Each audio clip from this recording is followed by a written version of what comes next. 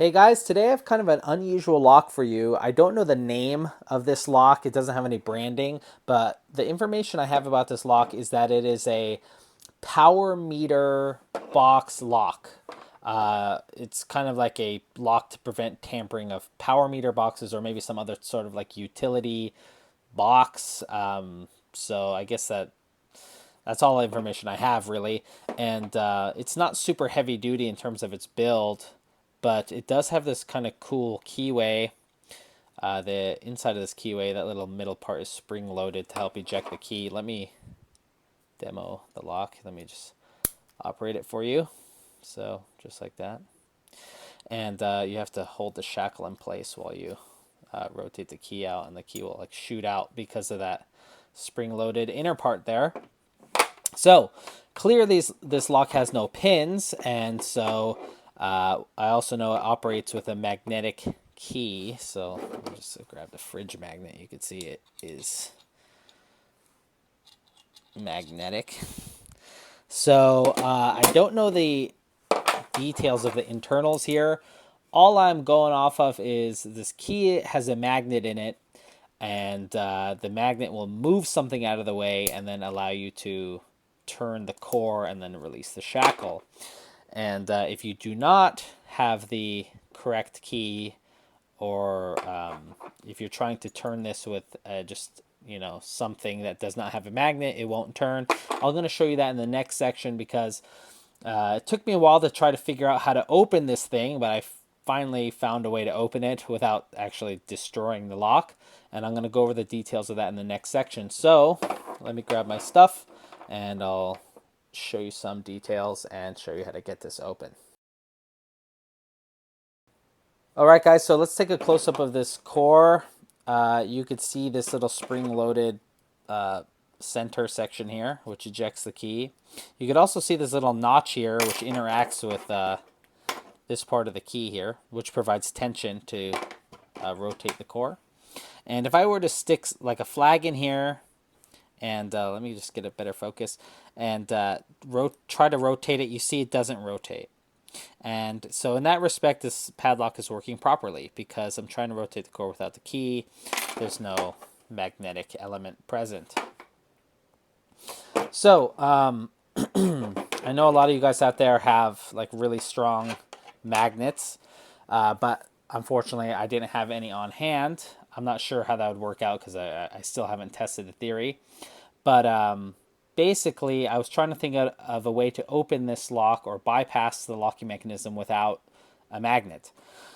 And so I tried wrapping it, I was messing around for a while. And then I realized, I'm like, you know what? This is a kind of a cheaply made lock.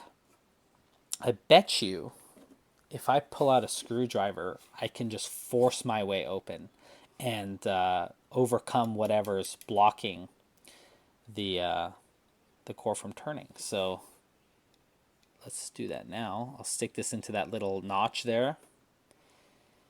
And let's see if it works. And you can see I'm now pushing very hard, and there you go. I've overcome whatever was doing that. So there are multiple ways to get into locks, and luckily my screwdriver has helped me again to open a padlock. So let me actually close it up. Let's see if I could get in there.